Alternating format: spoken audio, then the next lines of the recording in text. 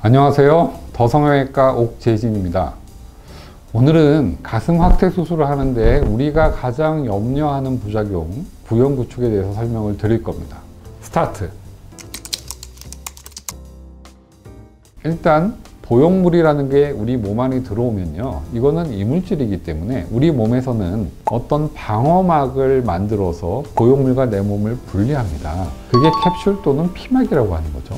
그 캡슐이 어떤 경우에는 굉장히 얇게 생기고요, 어떤 경우에는 굉장히 두껍게 생기면서 심지어 어떤 경우에는 오그라들기도 합니다. 이 주변에 캡슐이 생겨서 오그라들면요, 이렇게 오그라들어요. 그러니까 옆에서 보면 마치 공 모양 같은 거죠. 그래서 이름을 구형 구축이라고 지었던 겁니다.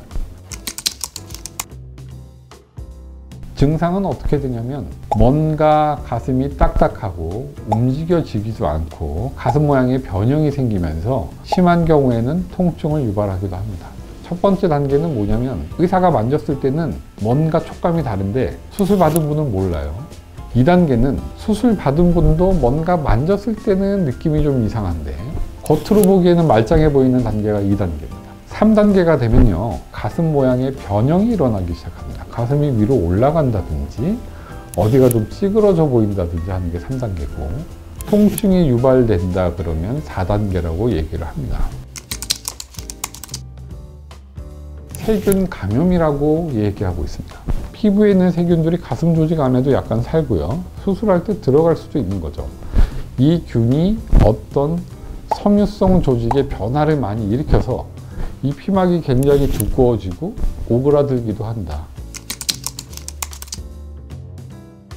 구형 구축의 치료는요, 적극적으로 해야 된다고 생각을 합니다. 제가 치료를 할 때는 먼저 원인이 뭔지를 밝히려고 노력을 합니다.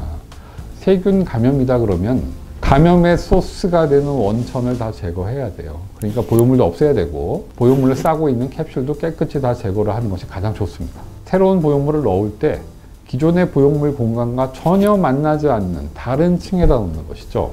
근육 밑에 했던 수술은 근육 위로 바꾸고, 근육 위에 했다면 근육 밑으로 바꾸고, 이럴 수 있다면 그것도 가능한 방법입니다. 구축의 예방은 첫 번째 감염이니까 수술 깨끗하게 하고요, 수술을 빨리 하고 피 많이 내지 않고 정확하게 수술하는 게 굉장히 중요합니다. 두 번째는 관리죠. 약을 잘 먹고 너무 무리하지 않고, 수술하고 하루 이틀 만에 술 먹고 담배 피고 당연히 몸에 무리가 가고요, 저항력이 떨어지니까 감염의 가능성이 많을 겁니다. 사실 우리가 수술할 때 열심히 지혈을 하지만요, 조금씩 출혈이 있거나 그냥 여기저기 스물스물 나는 것들이 안에 굳어 있을 수 있습니다. 저희 병원에서는 사실 수술한 후에 일주일 안에 초음파를 다 하는데요, 초음파를 하면 멀쩡해 보이는 가슴이었지만 그 안에 약간의 혈종이 있는 경우들이 종종 있을 수 있습니다. 어느 정도의 혈종이 있다 그러면 제거를 하는 게 좋습니다.